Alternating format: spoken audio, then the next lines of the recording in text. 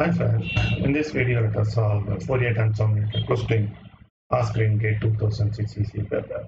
The question is if x of t as Fourier transform of x of j omega, what is the Fourier transform of the signal x of phi t minus 3 in terms of x of j omega? So x of t has Fourier transform of x of j omega. We have to find the Fourier transform of x of phi t minus 3. You see, this has both scaling and shifting. So multiplication of t with some constant is scaling, addition and subtraction is shifting, that we know. So we have to use scaling and shifting property of Fourier transform. So I write x of phi t minus 3 by 5. So this is a, this is t naught, right? For example.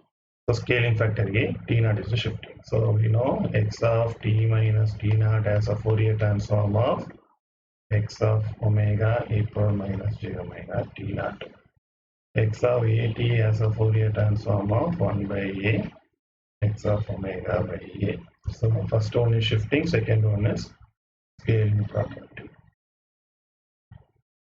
So I have to find x of 5 t minus 3 by 5. So it is shifted by, it is scaled by 5. So scaling is 1 by 5 x of omega by 5. And shifting is e power minus j omega. Shifting factor is 3 by 5. T naught is here 3 by 5. So 1 by 5 x of omega by 5 e power minus j3 omega by 5.